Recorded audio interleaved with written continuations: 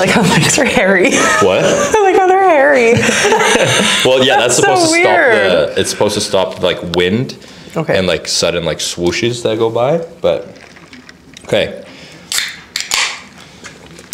All right, so the first thing I wrote down, I guess this is old news. Okay. But I'm just coming across it like recently. So on TikTok, there's a debate. I don't know if you've seen it. Have you seen the man-bear debate? No. Man versus bear? No. Okay.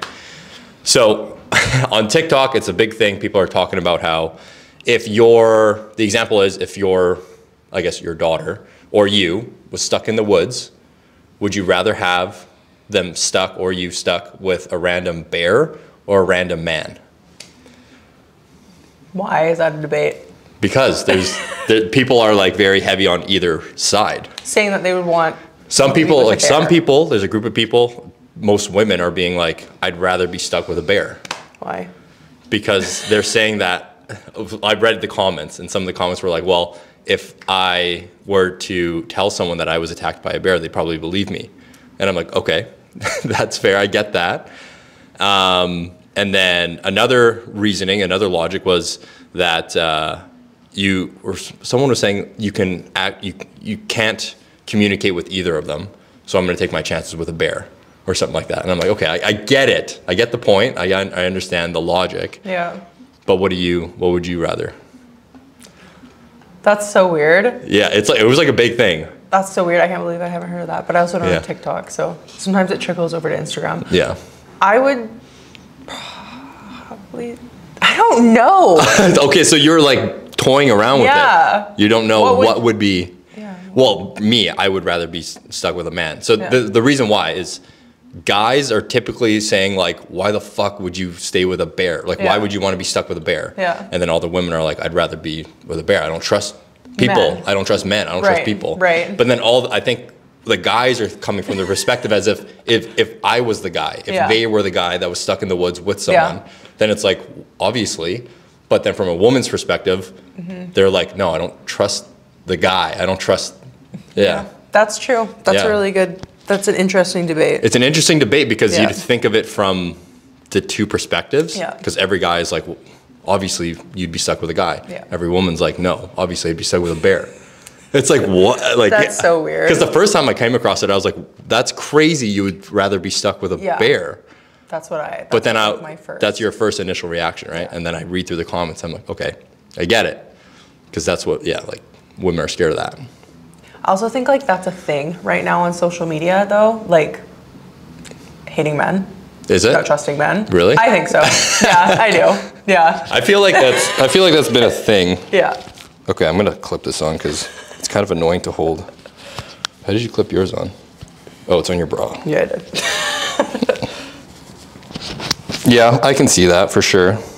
But yeah, initially when I saw it, I was like, that's when you first said it, I was like, that's really dumb.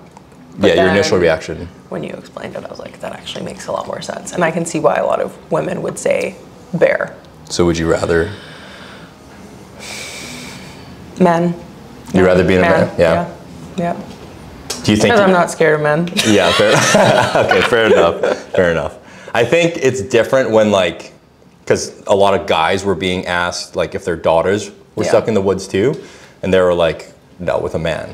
Yeah. Like, yeah, because I think that's just how most guys are thinking, because they would put themselves in that situation. It's like, obviously. If it was me. Yeah, then, if it was me, obviously pick me. Yeah, don't pick a bear. Yeah. Yeah, but obviously, sketchy. Okay. I put together a little thing. Okay, so we're going to go different topics. We're going to go overrated or underrated on these things. Okay. Okay, we'll expand on them a little bit. Okay. Grass-fed meat. Overrated or underrated? What do you think? Underrated. Underrated? Yeah. Okay. Yeah. Okay. Plead your case. Like, I think it's good. I think that grass-fed meat... Do you eat grass-fed meat? When I can. Yeah? Yeah. Okay. I think it makes a really big difference to, like, the quality of meat that you're actually getting. That's kind of one of my big things with meat, is, like, I enjoy eating meat. Yeah. And I think that people should eat meat daily in their diet, but I can completely see when people say or argue against how the meat is actually being grown, produced, everything like that. Yeah. And there's a huge difference, right? Like in grass-fed, like locally raised beef versus beef that you buy at Superstore or something like that. Yeah. And so I think it's a big difference to the quality of like how the animal was raised and the actual like quality of the protein source itself. Yeah. Okay. I've never actually had it. You've never had grass-fed? No, I've never had. Well, maybe I have, but you not like have. not knowingly. Yeah. So Costco, I don't know if they still do, but they used to have like it in squares. Oh, they that's do. I'm pretty sure that's grass-fed. Okay. Beef. Okay. I'm pretty sure it is. Do you buy that one? Used to, but we got a cow.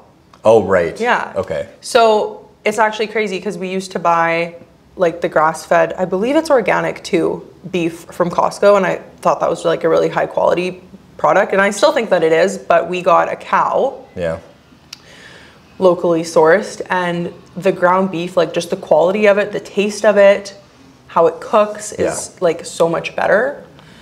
I think that's kind of the same thing as like eggs though, right? Yeah, I guess so. Yeah, because I actually just saw on Casey's story the other day, like she compared the yolk, the color of the yolk to her chickens versus the ones in the store, and it's like a pale yellow, and apparently like the golden yolks have a lot more vitamins, nutrients. It's just like better quality. Yeah. That's what I think about the meat too, is like if it's fed better, raised better, produced in like a more ethical, like better way, I suppose. Yeah. I think the quality of it is actually better. It has like a higher vitamin mineral content. And I don't know. I don't trust a lot of grocery store meat. Yeah, that's fair. That's fair. I don't know. I honestly haven't knowingly had it, so I actually don't really have an opinion on this. I think looking from the inside. You grew up in Alberta though. Did you eat like local beef there? Not that I know of. No, like I mean, like we didn't really. No, we never had like. We never went to like the butcher or anything like that. We honestly just went to like Superstore and Costco, and I don't think we really like took advantage of the Alberta beef and the meat that they have there. Yeah. But I don't know. I'm willing to give it a shot just to like compare the two. And see if like, it's just what, it tastes better, quality's better, what, more bioavailable, would you say? Yeah. Like you absorb the nutrients a little better? I would say like the nutrient content is better, and like the vitamin content would be better, right? Yeah. Especially like beef is high in B vitamins. Yeah. So I would think that if it was grass-fed, because what else do they eat? Pellets? I don't know. I don't know. We need to look into this more. They eat like, I've heard corn fed. Right. Corn, grass. I don't know. Yeah. I actually don't know. So the cow you got, was that cow grass fed? Yes. Oh, nice. Yeah. Okay. And how long is that going to last? Pasture, like grass fed, right? I think it makes such a big difference to the actual quality of the meat, and it tastes different too. We got to ask a farmer. Yeah. We got to bring a farmer on. Let's bring a farmer on next episode. Okay. This will be funny. Oh, no. Overrated, underrated. Hydration packs. Like Element Tea that we just ordered. That we just bought. Dang. Okay, you go first. Okay, I think it can go either way. I think it's properly rated. I'm gonna say that. I think it can be overrated in the sense that like, yeah, you don't necessarily need them to like get hydrated. Like you can drink water, you can salt your food, take supplements. So in that sense, overrated, but it's underrated in the sense that if you were to like utilize them properly, then it would make a really big difference. So I guess it depends who you're asking. I think for us, they're probably underrated, like people who are active, because I feel like you would actually notice like a big difference. Whereas someone who just like drinks more water, that's probably the better approach to that for them, rather than buying hydration packs. Yeah, I think that like people are so focused on drinking water, which is important. But what people don't realize is like, first of all, when you're drinking a ton of water, you're actually like peeing out a bunch of like vitamins, minerals, and stuff like that, which can really deplete your body. When you're sweating, you're depleting your body. When you're out in the sun, you're depleting your body. So I do think that they're important. And I think that people who are quite active, who are sweating, who are outside a lot, would benefit a lot from like an LMNT. But it really does depend on the person. Because if the person isn't very health focused and they're already consuming high levels of sodium, high levels of processed food, they don't need to add more sodium. Right? Yeah. I think it depends on that. And then I think the magnesium and potassium components are really important as well. Because those are really underlooked, and magnesium makes such a big difference just to how you feel. It's a big part of the equation of like hydration and like your bodily function and like the way everything works. I think I'm actually pretty excited to try the Element T, because I've been trying the Hydra Aminos, like the TC Nutrition one, and just adding salt to it. But I know for a fact it's still not the same amount of sodium, potassium, magnesium in those packs. So I'm pretty excited to try it out and like see if I actually feel a difference. Do you just drink one a day? Yeah. You have to put it in like a big, like I put it in like my 40 ounce thing though. How much is 40 ounce? 2 liters? I believe, yeah. Maybe just under 2 liters. Okay. Because if you just put in like a glass of water, it's like salt. Like shit. Like it's just salt. But if you put it in an actual big one with like lots of ice, I actually find it really refreshing and good. The actual LMNT brand itself, I think, is overrated. Okay. For what it actually is. Yeah. Right? Overrated in the sense like it's expensive? And like overhyped? It's expensive, it's overhyped, but they have great marketing. They have great athletes who promote it. I don't think the actual product itself is anything super special, and I think that you could get it like elsewhere, but they've done a great job. I like their flavors. They're pretty trendy, like the hydration packs themselves. When we were at the Stampede, we went to that rave on Saturday, and most of these people that go to the raves are on fucking Molly. And so like, it's really important for them to stay hydrated. And they had these hydration pack tents. Like I don't remember what brand it was or what company it was, but they had a full tent there. And everyone was able to just like grab handfuls of these hydration packs. I was like, that's actually a pretty smart place to like market this and like have it, because all these people are like dehydrated as shit. So it's like actually a good thing that they're getting these things. But then one guy at the tent was like, try not to drink too many of these at one time. And I was like, well, is that a big deal? Like I was like, I don't know. Like, because you said you only drink one a day. Yes. But I don't know. It would depend if I guess it depends. Yeah, it really depends on like your day to day, right? It's hard for people to tell if their levels are depleted. I know for me, like I get a headache. But I think back to like my first competition prep, where my coach was like, I didn't salt my food. I used no sodium seasoning. That's why you feel like shit. I felt like shit. And I was like, my body was just so depleted of electrolytes, and like I would have felt so much better. So I'm happy that it's more like mainstream now. Because the whole like no salt is bad thing like definitely needs to die. I think it is dying a little bit. I think it's definitely dying. Because what we were talking before, like that like category of women that were like older, like our parents, like that generation. You know, I think that's when they grew up, where like learning salt was like terrible for you and it was bad for you. But I think our generation coming up, we're a lot more health conscious, I think. And I think it's just more widely available, like information is more widely available, so that you know that it's like, no, it's actually good for you. Like you need a certain amount of salt. I am like, I feel a lot better when I drink it a day. When you drink, for sure. Do you have some right now? Is that cool. I'm excited. When is it supposed to come? Soon. Okay, I'm excited. I like that you got citrus. What? I like that you got citrus. I just like I didn't. None of the other flavors like stood out to me. At least you didn't say unflavored. Do you not like citrus? No, I just thought it was like a boring flavor. What? I think that's the best one. Really? Yeah. I like, because I made a huge order. Like 6 months ago, probably just over that, and so I've been using that since. And that's the one that I did not order. It was like citrus and unflavored. Really? Because I was like, that would be gross. Okay, but I like sour. Like this is a sour pink lemonade. Do you like sour? Yeah. Just not as much as the other flavors. For some reason when like citrus, I think of like lemon water. Oh, see, like, I think of Mountain Dew. And like Sprite. And that's what I grew up drinking Sprite like all the time. We'll see, because I got it too. No, so you haven't tried citrus yet? No. Oh, you're gonna love it. I know you're gonna love it. I haven't even tried it yet. Okay, overrated, underrated. I think my stance has changed on this one a little bit. Ozempic, GLP-1 agonist, like that product. think it's overrated. Okay. In mainstream. I think people are using it as like a scapegoat or an out to actually changing their lifestyle and their habits. And I think it's being abused by people who don't necessarily need it. Yep. I think that it is beneficial for like its intended use, which is for diabetics. Yeah. I think that there needs to be more information and education and awareness surrounding how to get off of it. Yep. Right? Because everybody's jumping on it.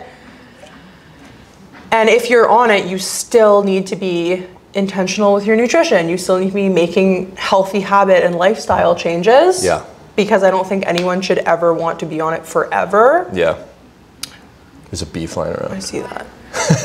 And yeah, so I think that when people go, like, I don't think anybody should be on it for a prolonged period of time. Okay, yeah. But I do think that if there are certain people who are like in that more obese category and they've struggled for their lives with their weight, I think that it can give them a bit of a jump start. Yeah. That's what I think. It's because I think that some people have struggled for so long with their health and fitness and with their weight that they've tried everything. They feel like they have failed with everything, so they don't really have faith in themselves. They don't really have that glimmer of like hope to be like, I can actually do this. And so I do think that if they choose to go on it and they actually see results and they feel good, that can be really motivating for them. Yep. So, but I don't think that that's like the whole population of people who are using it. I think that's a very small portion of people, and I think the majority of people are going on it for the wrong reasons. And there needs to be just still way more of a focus on changing habits and changing lifestyle. I agree. I think most people are abusing it. I think most people aren't like the proper candidates or the appropriate person to be using it. I used to think it was overrated, but now I'm like slowly leaning into the underrated area because of, I think initially when it first came out, I think every personal trainer and fitness coach was like, no, like this isn't the answer. You need to change your habits and behaviors, which I think everyone would agree with. But like you said, it gets them to like jumpstart and like becoming more aware of their fitness and like health. Because if it weren't for Ozempic, then maybe they wouldn't have even gone to the doctors in the first place, where then the doctor can, you know, give some sort of guidance, even though doctors may not always give the best guidance. At least they're moving in the right direction. So I think for that fact, I think it's underrated, because I think now it's like, again, it's becoming super popular, it's becoming very mainstream. And I think, again, just living in the era that we live in, a lot of people are just becoming very health conscious.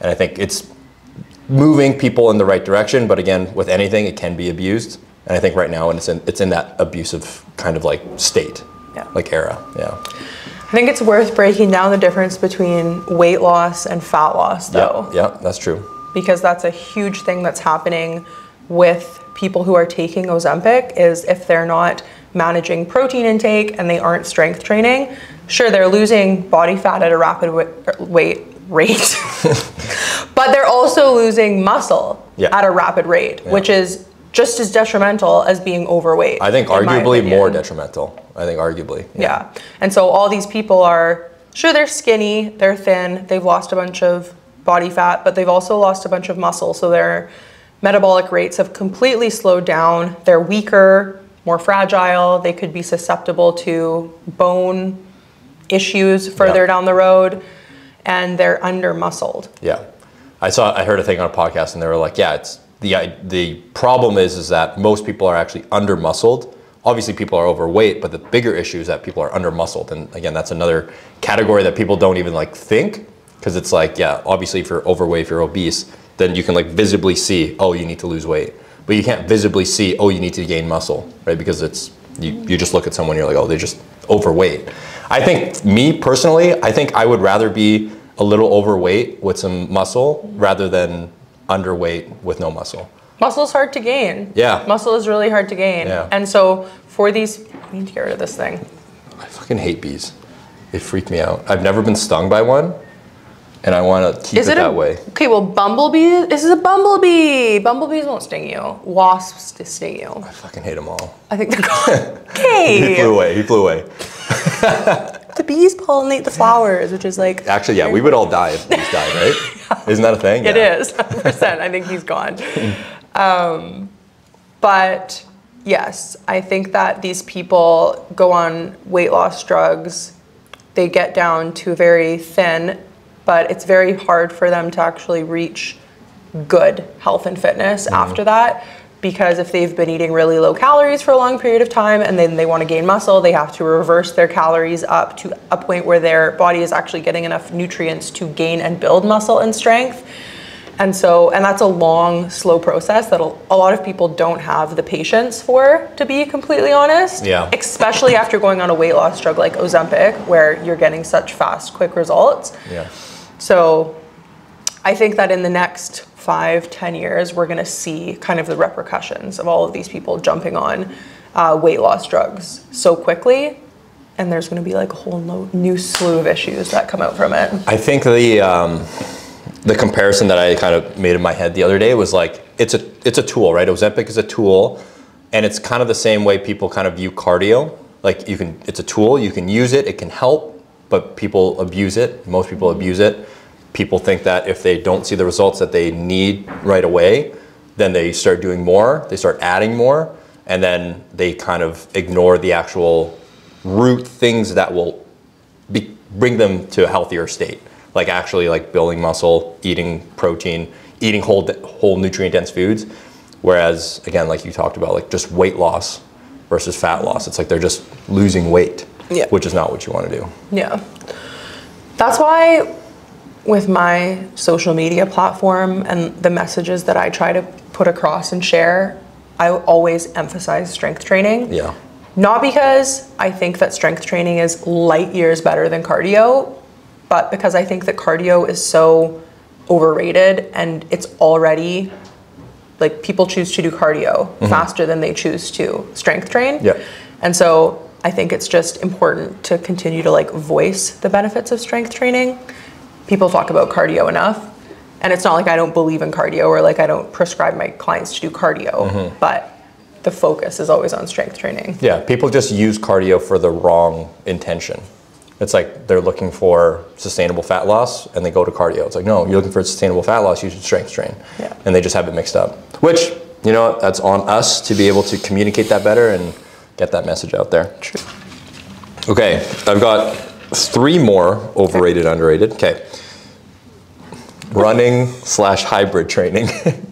Overrated or underrated? I'm about to throw you under the bus here. Yeah, go for it.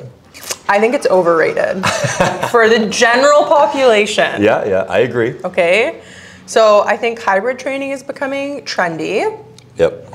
Which I think is cool. Running is cool, strength training is cool. Doing multiple forms of activity and exercise is great. I think that the majority of people are doing too much. Like they're getting into it and they're doing too much because they don't understand overtraining. That was so loud. And recovery starts to take a hit and they start to feel like they can't do anything else because they have to go for a run or strength train every day or do both in one day. For me personally right now, like looking at my lifestyle, I have 2 kids, I work full time. The thought of hybrid training, there's no fucking way. There's no way that I could sustain it. I could literally probably do it for 2 weeks, 100%, and then I would burn out because it's just too much on my plate. But I do think once you reach a certain level of fitness, it can be a cool avenue to go into and a cool route to go into. Or I think if you want to do both and you're just getting into it, just don't go 0 to 100. And you won't burn out from doing it and you'll be able to find a good balance with it. And then it's very goal dependent and goal driven. Depends on the type of person and what their background is, because I feel like some people are looking at hybrid trainers who have maybe just got into hybrid training in the last like 5 years or so, but prior to that, they'd been strength training for 20 years. So they built up such a solid foundation of muscle. And then they're looking at these people and being like, I want to look like that. But if you hybrid train, you might not look like them because they've built that muscle prior to starting hybrid training. Yeah. What do you think? I agree. No, I agree. I think it's totally overrated. I think it's 100% overrated. And I'm glad I'm like kind of doing it so that I can like kind of be in the mix and have a perspective on it. Because like hybrid can be like so many different things, right? It's basically like balancing two opposite kind of sports, I guess. So with the running, like I'm finding that it takes so long to just like get warmed up. Like I've been running like between 5 to 10K or like 2 to like 10K. Like those are the only distances I've been running. Typically 5, typically like 7, something like that. And I'm like, by the time I finish 5 kilometers, I feel like I could continue going. But then at that point, it's already been like 30 minutes. I'm like, what the fuck? Like now I feel like I can actually like push hard and like go for like a PR or whatever. But it takes so much time to like warm up, get to wherever you want to run. It's especially hard up here because it's so hilly. So I need to travel somewhere. It takes like 20 minutes. And then to actually get warmed up. And like when Rachel was here, I was talking to her about it and she was like, yeah, the first 5K of any race is like hard. I'm like, the first 5K, that's all I'm running. I'm like, okay, so then the first 5K is like where you just warm up? I'm like, what the fuck? This is taking a long time. So like, I feel like I've pulled my expectations back a little bit and been like, okay, I'm just gonna run for the benefit of running and for the benefit of like cardiovascular activity. I still wanna like improve it. I still wanna like get better at it, but I think I'm pulling back my expectations a little bit because I'm just like, it's not worth it. You know, like the amount of like training you need to do to like, I guess like truly be a hybrid athlete or like truly hybrid train. Because it is a lot. And also, like, do you have aesthetic goals right now? Because I tell myself no, but I think I do. Yeah. Like, I know deep down inside, I don't want to lose muscle. I don't want to lose mass. I don't want to lose it. Like I think I'm still battling with that because I think that's obviously how my fitness journey started. But I'm okay with like not getting like a pump or like not like I'm okay with maintaining. I don't want to lose it, but like bare minimum, I'm going to maintain for sure. Yeah, because I think that sometimes people get into hybrid training, running, and strength training, and then they have a goal of fat loss. Yeah, and it's like so many different goals trying to come together at once. You can't do everything great, and it's just not a great environment for someone to be running like 5 kilometers plus and under fueling their body to try to prioritize fat loss. It never ends well. No. I don't think. No, not at all. Yeah. Yeah, I think, again, it's just like managing expectations. And because it's so trendy right now, everyone's like, I can do it. But then it's like, yeah, you do it for like a couple of weeks and you're like, this is a lot. And it's like hard on the body. And especially during the summertime, I'm like, I have to get out there by like 6:37 when it's like not crazy hot out. And then by the time I'm done my run, it's like, I'm like already, well, like I'm kind of in a rush because I want to get back home and like start working or whatever. So like it takes a lot of time. People running at like 1 p.m. Yeah. I'm like, why are you doing this? Yeah. I literally like, I applaud them for moving their bodies. You know, no disrespect, but I feel like there are so many better times to do that or better activities where you aren't in the blazing sun. Yeah. Like doing something that's hard on your joints and hard on your body. I think it's probably worse for you to do that at that time because it's so hot and draining. Yeah, I don't know. I do think it's overrated for sure. I'm having fun doing it, but I think it is definitely overrated because it's giving everyone a false sense of reality of like what's achievable. Do you want to run a race? I think I want to run a race just for the sake of like checking it off the bucket list. Because I don't know, that's just something everyone does when, I don't know, they get to like late 20s, early 30s. But I think it would be fun in the sense that it's like, okay, it's another like fitness accomplishment that I can like kind of check off, add to the resume. But not necessarily like wanting, like in bodybuilding, like wanting to win an overall, like that was a goal that I wanted to achieve. But with a marathon, it's like, I just want to do it, get it done. Yeah. But I think I would definitely need to lose some size if I wanted to run a marathon. Because even the distances I'm running now, I'm like, it's fucking hard. Is it? Yeah. It's not like hard, but it's like, I'm like, if I were to go for another 20 kilometers, like that would suck. And it's more mental for sure. Yeah. Yeah. I don't know. Are you ever going to run a marathon? No. What's the longest distance you've ever run? No, I was never a distance runner. Like, because I did track in high school. Yeah. So what, the 1,500 meter race? 1,500 was the max I've ever done. Or what's like, I don't know, they'd make you do like the Terry Fox run or the milk run. Oh, okay. Like, that's like 5 kilometers. Yeah, probably. I think, probably. Yeah. So I would do that. I would run like playing a full basketball game with no subs. I guess so, yeah. But that's like fun for me. Yeah, running is very mind numbing. Yeah. I'm just kind of like, I get bored. Yeah, I would get bored. But also, for me right now, I just know it wouldn't benefit my body. No, I would just feel so beat up doing it. Yeah. How does your back feel after the massage? It feels good. Yeah. Yeah, it feels better now.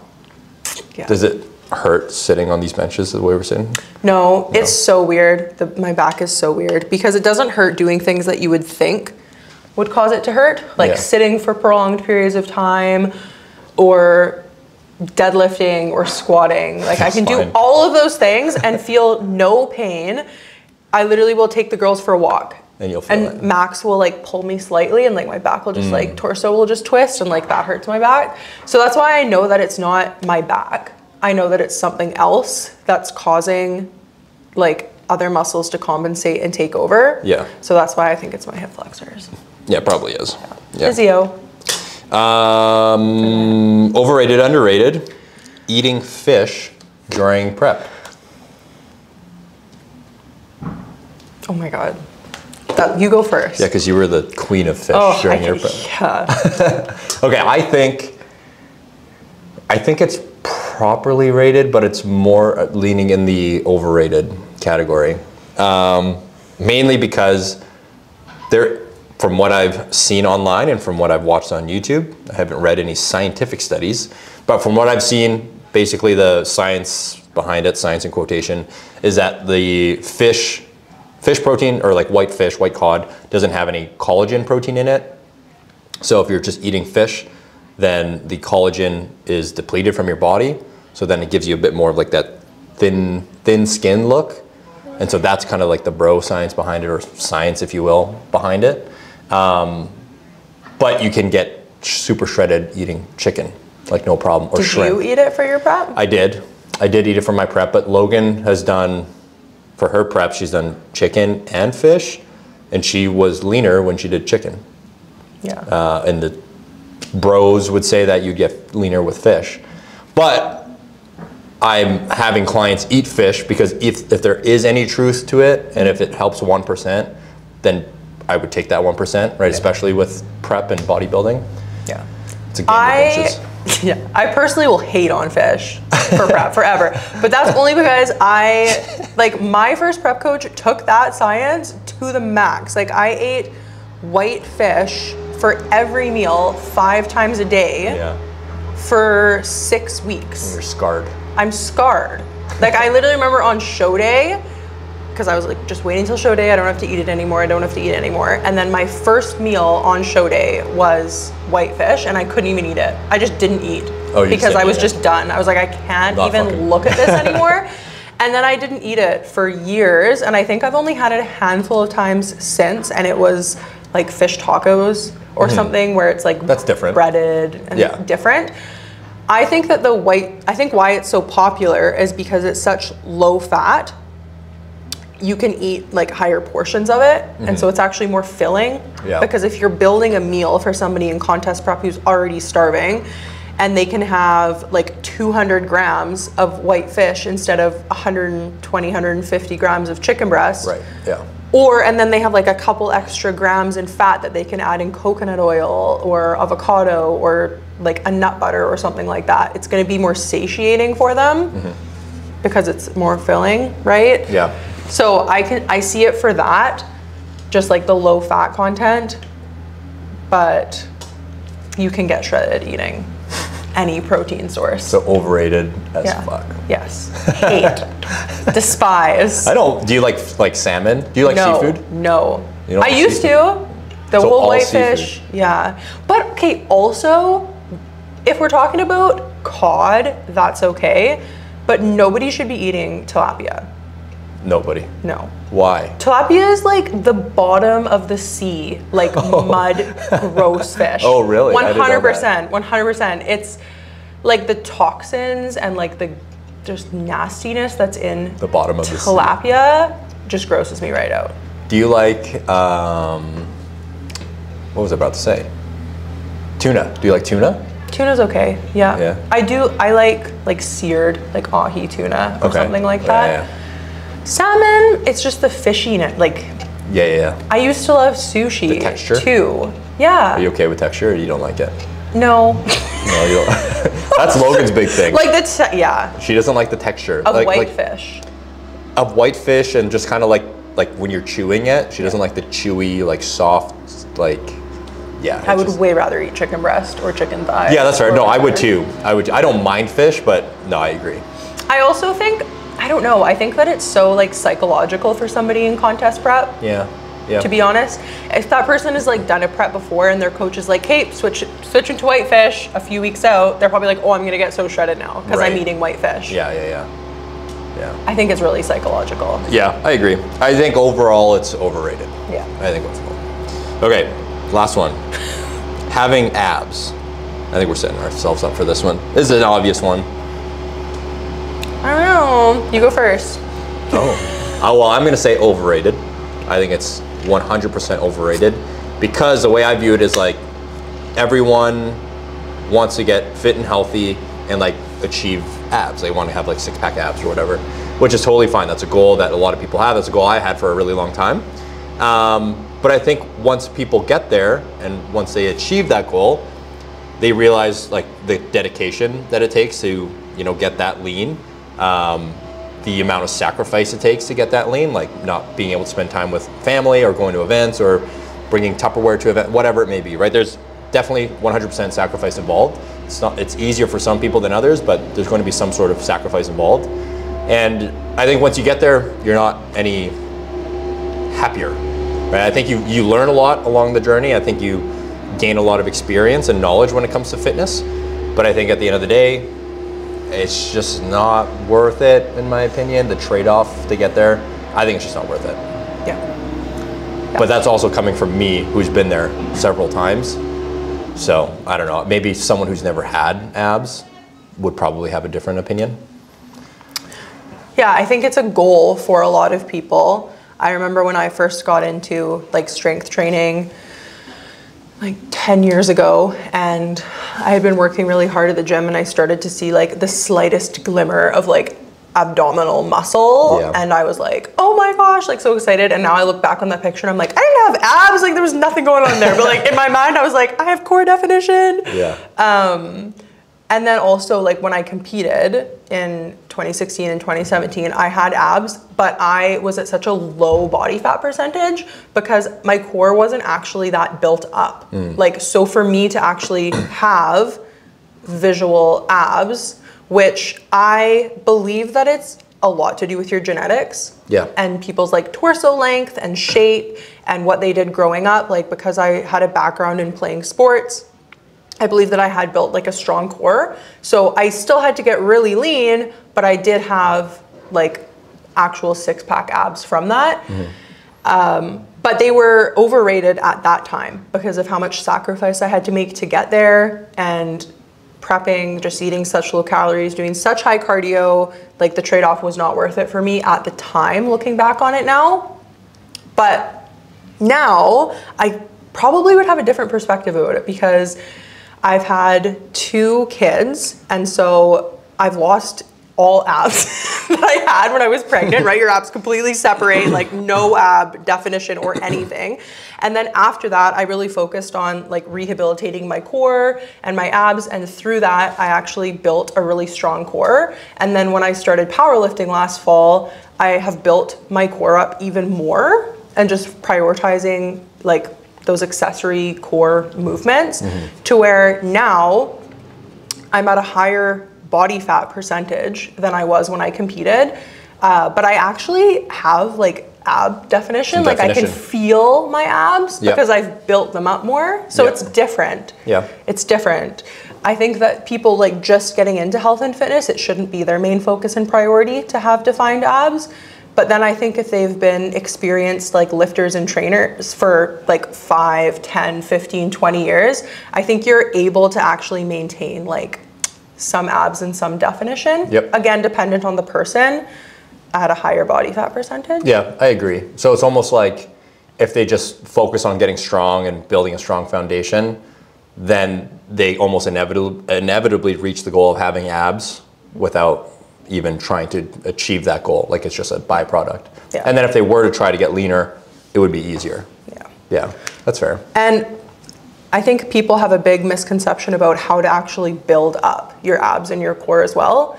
Because I remember when I first got into strength training, I would do abs every single day at the end of every single workout. For like 30 reps? Oh yes, yeah. Just like weird ab exercises, all of the ab exercises, because I wanted abs so badly. Whereas now, like over the last 6 to 8 months, I've done maybe 2 to 3 like ab core specific exercises, and everything else has just been prioritizing like compound lifts and good bracing and engaging during like my heavy strength training sessions, and that has built my core up a lot better. Yeah. So don't waste your time doing 30-minute abs every single day when you could instead be prioritizing those like larger compound movements to get stronger. Yeah, the compound movements are kind of like the accessories to your core, and then if you do like direct ab work, but like you want to train it as if you're training any other muscle group. Like you can have like heavier sets. Yeah. Like I've never personally trained abs in the 5 to 6 rep range, but I'm sure there's benefit to it. Mm-hmm. But you know, like I was the same, like training abs, like doing 20, 30 reps minimum. Flutter kicks. Yeah, flutter reverse kicks. Crunches. Yeah. The Russian twist till I can't. Oh, Russian twist, till I can't anymore. My lower back is killing me. I'm still going. I'm like, okay. Oh, it was so dumb. Or like hanging leg raises. Like people do hanging leg raises and they're working their hip flexors. Yeah, because it's so hard. Like I was doing a form check the other day and I'm like, how do I describe to them what they're doing without like, you know, it's like, it's hard to like describe it without visually showing them. But yeah, like a lot of people use their hip flexors rather than like moving like their hips. Yeah. Right. Yeah. And I think over like years of experience with training, you gain a better understanding of how to isolate certain muscle groups. Yeah, for sure. Because that's typically what my first thing is to say to clients. Like for a hanging leg raise, for example, my initial response is like pull up through your abs. Don't even think about like lifting your legs up. Yeah, pull up through your core. Or in a squat, for example, push up through your glutes or a hip thrust or something. But people who are just beginning exercising or training, they don't have that mind-muscle connection established yet to where they can actually isolate a specific muscle group and engage it and like contract it to be able to perform an exercise. So I think that comes with training. The experience. Yeah. Yeah, it's actually crazy how big of a difference it makes when you like think of moving differently. Like that's the same with like the RDL. I do so many form checks for RDL and everyone's just like, okay, bring the weight down, bring the weight up. But it's like, no, just think about pushing your hips back and hips forward. And it makes such a big difference. It's like you're technically doing the exact same thing, but you feel it so much differently. Yeah. Yeah. You have to make a good mind-muscle connection, which is, it takes time to be able to do that for sure. Yeah. Okay, last thing that was on there, this is shifting away from overrated, underrated. But I thought this would be a fun one to talk about because I just made a decision. Bachelor party, bachelorette party. Because I know you were talking about yours too, right? So what I would do and what I would force Chris to do? You know, just thoughts. No, just thoughts on them, what you want to do, what you're planning on doing. So, okay, where I'm in right now, I would want to have a joint one. Oh, okay. I feel like that is a hot take, but the reason why I'd want to have a joint one is because Chris and I, my partner, over the last 4 years, we haven't actually been able to spend a lot of time together. Yeah. I can count like a handful of times. Well, we've only left the girls one night. Just recently too. Yeah, just recently to go to Vancouver by ourselves for the night. So the amount of like quality time that we actually have to like do something fun, just the two of us, hasn't been there for 4 years. And so when I think about the next like 5 to 10 years, I think when we get married, like I want to do it with you. I want to do something like fun with you. So I would want to do a joint one, but where the guys can go off, do their own thing. You know, during the day, girls can go off and do their own thing. Go to the same location sort of thing? Yeah. Yeah, like if we rented a big house or something and then came together like in the evening or whatever. That'd be fun. I don't know. Yeah. What do you think? I don't know if that's a hot take. That's a take I haven't heard that take, but I understand like your logic and reasoning and I get it. Yeah. Because if I don't ever party or do anything fun anymore. So if I were to go and do something like that, like I would want to have Chris with me. Fair enough. Yeah, fair enough.